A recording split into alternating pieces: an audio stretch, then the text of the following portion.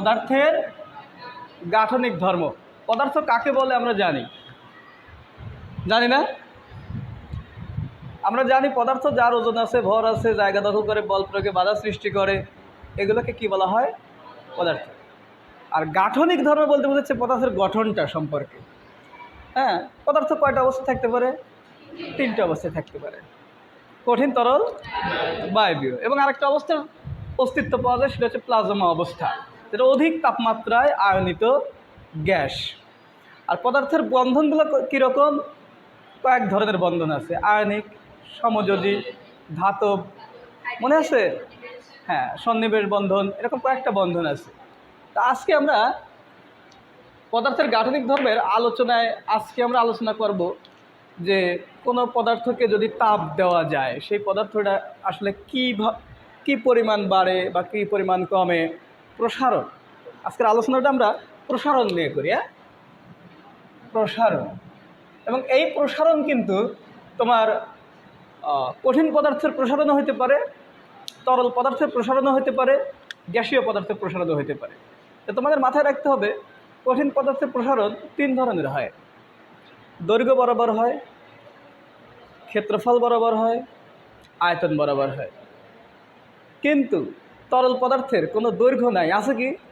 আর দৈর্ঘ্য না থাকলে তার প্রস্থও নাই, আর প্রস্থ না থাকলে তার ক্ষেত্রফলও নাই। তাহলে যদি আমরা কোনো তরল পদার্থকে তাপ প্রয়োগ করি, তার প্রসারণ শুধু হবে আয়তন বরাবর। ঠিক আছে? আজকে আমরা শুরু করব হচ্ছে কঠিন পদার্থের প্রসারণ দিয়ে। হ্যাঁ, কঠিন পদার্থের প্রসারণ।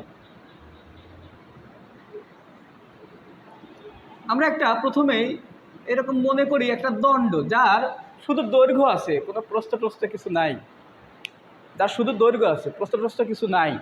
কিন্তু বোঝানোর স্বার্থে আমরা একটু প্রস্থ তো একটু দিতেই হবে, তাছাড়া দেখতে পারবো না। আচ্ছা, এইটাকে আমি যদি এইখান থেকে তোমার মনে করো যে তাপ দেই, কারণ কঠিন পদার্থ দৈর্ঘ্য বরাবর একটু প্রসারিত হবে। মানে এর কিন্তু আমরা শুধু ধরে নিছি কি দৈর্ঘ্যই আছে, আর কিছু নাই। কিন্তু একটু মোটা করে আঁকানো হয়েছে, মনে হচ্ছে প্রস্থ আছে, কিন্তু তোমরা মনে করো এটা নাই, শুধু দৈর্ঘ্য আছে। না, তারের মতো সরু দণ্ড, এটা হচ্ছে কি সরু দণ্ড, লেখে নেই। এটা কি সরু দণ্ড। তাহলে এটাকে যদি আমরা তাপ প্রয়োগ করি, তাহলে দেখা যাবে কি যে ও দ্বিতীয় স্টেজে আসে আমরা দেখব যে কিছুটা বড় হয়েছে। কতটুক বড় হয়েছে? আমরা ধরে নিই যে এইটুক বড় হয়েছে, যদিও এত বড় হয় না, কিন্তু দৃশ্যমান রাখার জন্যে আমরা এটুকে দেখে নিলাম। তাহলে এইটা হচ্ছে আদি দৈর্ঘ্য, মানে আগের দৈর্ঘ্য। এইটাকে আমরা যেহেতু দৈর্ঘ্য বরাবর ধরতেছি, তাই আমরা এল মানে লেন্থ, তাহলে আমরা এইটাকে ধরবো L1। এইখানে এইটাকে ধরবো কি শেষ দৈর্ঘ্য, আর এইটার পুরো এখান থেকে এই পর্যন্ত ধরবো কত? L2। দেখো, এইবার যদি আমি বলি যে দৈর্ঘ্যের পরিবর্তন,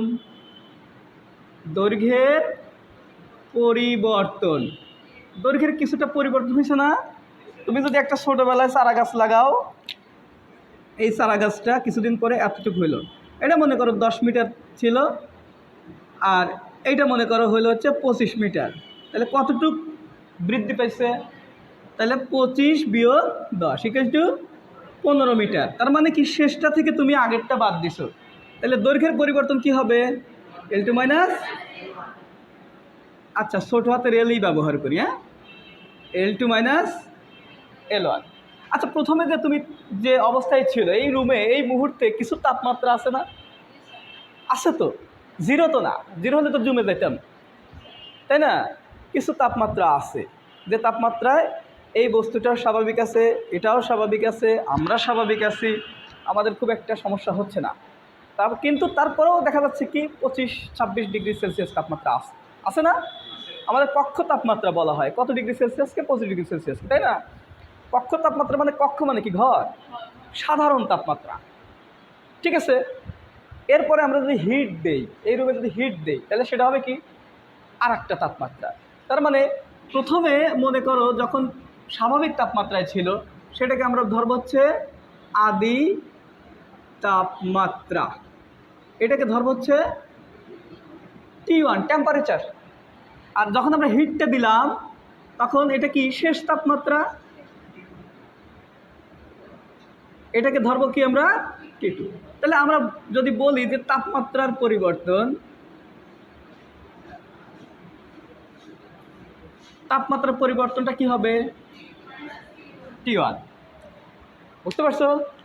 এখন দেখো দৈর্ঘ্য প্রসারণ কাকে বলে।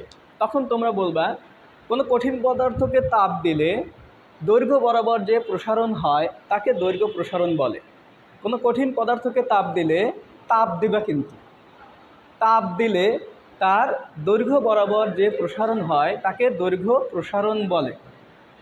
ওকে, এইবার আমরা একটা কাজ করব, একটা কৌশল অবলম্বন করব, সেটা হচ্ছে যে মনে করো স্বাভাবিক তাপমাত্রায়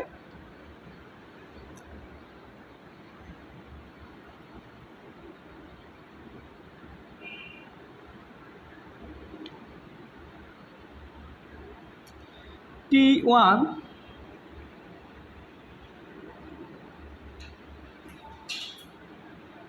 তাপমাত্রায়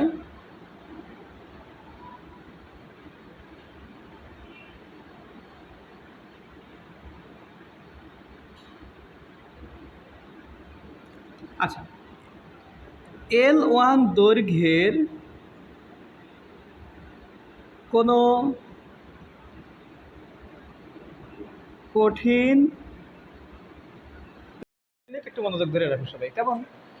ওকে, আমরা প্রথমে যে এই দৈর্ঘ্যটা কত ছিল L1, তাহলে L1 দৈর্ঘ্যের কোনো সরু দণ্ডের তাপমাত্রা আমরা T1 থেকে T2 বাড়াইছি না?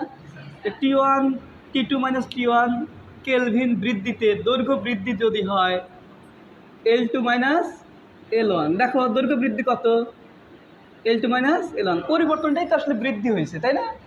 এই যে এই অংশটা, এই দেখো এই অংশটা কী হয়েছে, এই অংশটা বাড়ছে না? এটাকে আমরা ডেল এলও বলতে পারি। ডেলটা আসলে কি বোঝায়? পরিবর্তন বোঝায়। ডেল অর্থ কি? এই ডেল এল মানেই হচ্ছে আসলে L2 মাইনাস L1। আচ্ছা, এখন যদি আমি বলি যে তাহলে L1 মিটার দৈর্ঘ্যের কোনো সরু দণ্ডের তাপমাত্রা T2 মাইনাস T1 কেলভিন বৃদ্ধিতে বা ডেল টি বৃদ্ধিতে, এখানে আমরা ডেল এল বৃদ্ধি পাইছে, এটাকে আমি বলতে পারি না ডেল এল, থাক, এসব দরকার নেই। সুতরাং 1 মিটার দৈর্ঘ্যের কোনো সরু দণ্ডের তাপমাত্রা 1 কেলভিন বৃদ্ধিতে দৈর্ঘ্য বৃদ্ধি কত হবে? দৈর্ঘ্য বৃদ্ধি কত হবে? দেখো L1 দৈর্ঘ্যের কোনো সরু দণ্ডের তাপমাত্রা T2 মাইনাস T1 কেলভিন বৃদ্ধিতে দৈর্ঘ্য বৃদ্ধি হবে L2 মাইনাস L1। সুতরাং 1 মিটার দৈর্ঘ্যের বা একক দৈর্ঘ্যের কোনো দণ্ডের সরু দণ্ডের তাপমাত্রা 1 কেলভিন মানে একক বৃদ্ধিতে দৈর্ঘ্য বৃদ্ধি কত হবে? ঐকিক নিয়ম অনুযায়ী কী হবে দেখো তো? L2 মাইনাস, আর সব নিচে চলে যাবে না, L1 T2 মাইনাস, এটাকে তোমরা বলতে পারো কি ডেল এল, L1 ডেল টি বলতে পারো। ডেল মানে এই ডেল টি মানে কি T2 মাইনাস T1। আচ্ছা, একে যদি তুমি বাংলায় বলতে পারো যে দৈর্ঘ্য বৃদ্ধি ডিভাইডেড আদি দৈর্ঘ্য গুণন তাপমাত্রা বৃদ্ধি, বলতে পারো না? আর এইটাকেই বলা হয় হচ্ছে দৈর্ঘ্য প্রসারণ সহগ আলফা। দৈর্ঘ্য প্রসারণ সহগ আলফা। তাহলে তোমাকে যদি প্রশ্ন করা হয় যে দৈর্ঘ্য প্রসারণ সহগ কাকে বলে, তখন তোমাকে বলতে হবে একক দৈর্ঘ্যের কোনো সরু দণ্ডের তাপমাত্রা বা কোনো দণ্ডের তাপমাত্রা বা কোনো কঠিন পদার্থের তাপমাত্রা 1 কেলভিন বৃদ্ধিতে দৈর্ঘ্য বরাবর যে প্রসারণ হয় তাকে দৈর্ঘ্য প্রসারণ সহগ বলে। হ্যাঁ, একক দৈর্ঘ্যের কোনো পদার্থের বা কঠিন পদার্থের তাপমাত্রা একক পরিমাণ বৃদ্ধিতে যে বৃদ্ধিটা হয়, এই যে এইটাই তো হইল, সেটাই কি দৈর্ঘ্য প্রসারণ সহগ আলফা। ঠিক আছে, যদি বলে দৈর্ঘ্য প্রসারণ কাকে বলা হয়, তখন বলবা যে কোনো বস্তুতে তাপ প্রয়োগ করলে দৈর্ঘ্য বরাবর যে প্রসারণ হয় শুধু দৈর্ঘ্য প্রসারণ। আর যদি বলে দৈর্ঘ্য প্রসারণ সহগ কাকে বলে, তখন তোমাকে কি করতে হবে, একক দৈর্ঘ্যের 1 মিটার তো আমরা মানে গাণিতিকটা নিয়ে আসছি, ওটাকে বলতে হবে কি একক দৈর্ঘ্যের কোনো সরুদণ্ডের তাপমাত্রা একক বৃদ্ধিতে যে পরিমাণ বৃদ্ধি হয় তাকে দৈর্ঘ্য প্রসারণ সহগ বলে। ক্লিয়ার সবাই? আচ্ছা, এর এককটা বাইর করে ফেলি তাহলে আলফার সমান আমরা পাচ্ছি L2 - L1। আচ্ছা, যে কোনো দৈর্ঘ্য থেকে দৈর্ঘ্য বাদ দিলে উপরে কি মিটার থাকবে না? আদি দৈর্ঘ্য কি, সেটা তো মিটার। আর তাপমাত্রা থেকে তাপমাত্রা বাদ দিলে সেটা কি থাকবে, এটা। তাহলে দৈর্ঘ্য প্রসারণ সহগের তার মানে কেলভিন ইনভার্স। তাহলে দৈর্ঘ্য প্রসারণ সহগের একক কি, কেলভিন ইনভার্স 1। Very good. কারো কোনো প্রশ্ন আছে এখানে? এবার কিন্তু এই 5 মিনিটে ঠাস ঠাস করে শেষ হয়ে যাবে অন্যগুলো, ঠিক আছে? ওকে, এইবার আসো ক্ষেত্র প্রসারণ সহগ।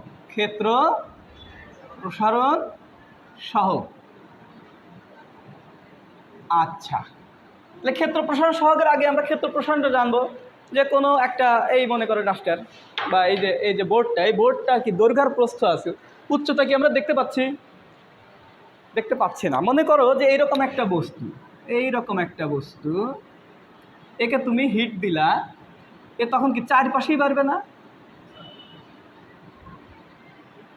তোমাদের বলি, এখানে ধরো একটা ফুটো আছে, একটা প্লেটে ফুটো আছে, তুমি যদি তাপ দাও ফুটোটা বড় হবে না ছোট হবে বলো তো? আসলে ছোট হবে। কারণ কি, চারপাশ থেকে বড় হয়ে এই বলটা কি করে ফেলবে, ছোট করে ফেলবে। কিন্তু আপাত দৃষ্টিতে কি মনে হলো, তাপ দিচ্ছি বড় হবে, চারপাশেই তো বাড়বে, তার মানে কি ভিতরের দিকেও বাড়বে, তখন এই ফুটোটা কিন্তু ছোট হবে। যাই হোক, আমরা এরকম একটা পাত নিলাম যার দৈর্ঘ্য এবং প্রস্থ আছে, তার মানে কি এটা ক্ষেত্রফল আছে। ক্ষেত্রফলকে আমরা এ দ্বারা প্রকাশ করি। কারণ কি, ক্ষেত্রফলের ইংরেজি হচ্ছে এরিয়া। তাহলে কোনো বস্তুতে কোনো কঠিন পদার্থে তাপ প্রয়োগ করলে তার ক্ষেত্র বরাবর যে প্রসারণ হয় তাকে ক্ষেত্র প্রসারণ বলে। কিন্তু আমরা শিখব কি, ক্ষেত্র প্রসারণ সহগ। ঠিক আছে, সব মিলায় দেখো এর আদি ক্ষেত্রফল কি হবে, শেষ ক্ষেত্রফলের বৃদ্ধি, আদি তাপমাত্রা, শেষ তাপমাত্রা, তাহলে সব মিলে তাপমাত্রা বৃদ্ধি। Very good. কি বলতে চাচ্ছি বুঝতে পারতেছে? হ্যাঁ, তো সেই ক্ষেত্রে আমরা এইখানে কি করব, এই জায়গাগুলোতেই লাগবো A1 ক্ষেত্রফলের, এই জায়গা কি দৈর্ঘ্যের, এখানে কি ক্ষেত্রফলের, এই কথাটা কিন্তু বলতে হবে। ক্ষেত্রফলের কোনো বস্তুর তাপমাত্রা ডেলটি দেয়, ছোট হবে নি, ডেলটি বৃদ্ধিতে ক্ষেত্রফলের বৃদ্ধি ডেল। সুতরাং 1 মিটার স্কোয়ার ক্ষেত্রফলের কোনো বস্তুর তাপমাত্রা 1 কেলভিন বৃদ্ধিতে ক্ষেত্রফলের বৃদ্ধি কি হবে, ডেল A1 ডেল টি। এটাকেই আমরা বলবো ক্ষেত্র প্রসারণ সহগ বিটা। হ্যাঁ, তাহলে এখন যদি তোমাকে প্রশ্ন করা হয় যে ক্ষেত্র প্রসারণ সহগ কাকে বলে, তখন তুমি কি বলবা, যে একক ক্ষেত্রফলের কোনো বস্তুর তাপমাত্রা 1 কেলভিন বৃদ্ধিতে তার ক্ষেত্র বরাবর যে প্রসারণ হয় তাকে ক্ষেত্র প্রসারণ সহগ বিটা বলে। এখানেও যদি তুমি একক বার করতে যাও তাহলে কি হবে, দেখো উপরে কি থাকবে, মিটার স্কোয়ার, কারণ তুমি ক্ষেত্রফল থেকে ক্ষেত্রফল বাদ দিবা। এখানে কি আছে, A2 - A1 আছে না। ধরো এই যে এখানে 25 মিটার থেকে আর 10 মিটার বাদ দিলে 15 মিটার তো থাকে, মিটার কি আর হারা যায়? নিচে কি, আর তাপমাত্রা বৃদ্ধি, এটা 1/, তার মানে K ইনভার্স 1। তার মানে দৈর্ঘ্য প্রসারণ সহগের এককও যা, ক্ষেত্র প্রসারণ সহগের এককও তাই। আসো আয়তন প্রসারণ, কঠিন পদার্থের হচ্ছে কিন্তু আয়তন প্রসারণ। আচ্ছা, আগে আয়তন প্রসারণটা আগে দেখি। যে এরকম আমরা যদি একটা বস্তু নেই যার দৈর্ঘ্য প্রস্থ উচ্চতা সবই আছে, তার চিত্রটা এরকম টাইপের দেখো না তোমরা, যে তার চারপাশেই এরকম দৈর্ঘ্য প্রস্থ উচ্চতা একটা ব্লক। এখানে যদি আমরা এরকম তাপ প্রয়োগ করি তাহলে কি হবে, এরকম চারপাশে এরকম বাড়বে। তাহলে যদি এর আদি আয়তন হয় V1, শেষ আয়তন কত হবে? তাহলে আয়তনের পরিবর্তন, তাপমাত্রার পরিবর্তন, বাহ তোমরাই তো সব বলে দিচ্ছ। তাহলে ঠিক আছে, তাহলে আয়তন প্রসারণ সহগটা কি হবে? তখন তোমরা কি করবা যে 1 মিটার কিউব। আচ্ছা, তাহলে যদি আমরা ভি মিটার কিউব আয়তনের কোনো বস্তুর তাপমাত্রা T2 - T1 বৃদ্ধিতে আয়তন বৃদ্ধি V2 - V1 হয়, তবে 1 মিটার কিউব আয়তনের কোনো বস্তুর তাপমাত্রা 1 কেলভিন বৃদ্ধিতে আয়তনের পরিবর্তন কত হবে?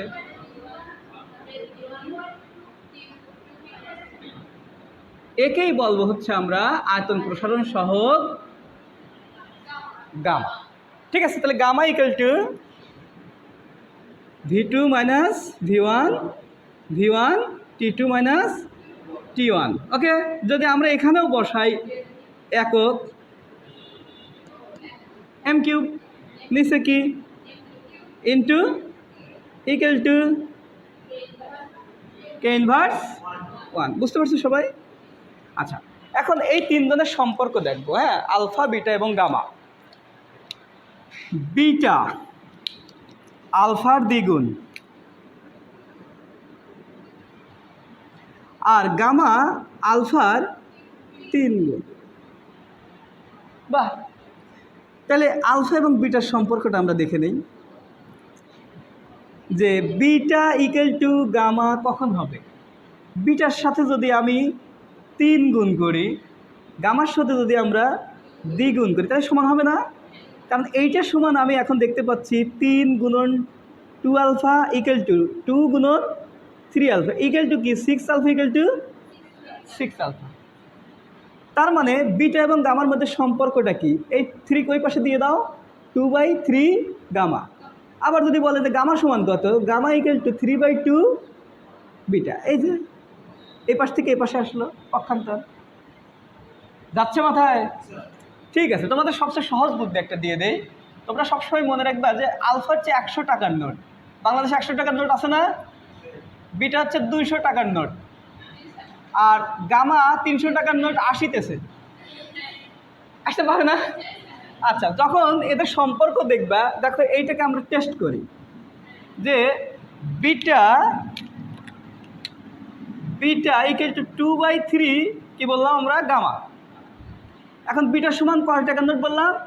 200 equal to 2/3 into 300। Gamma equal to কত? 300 না?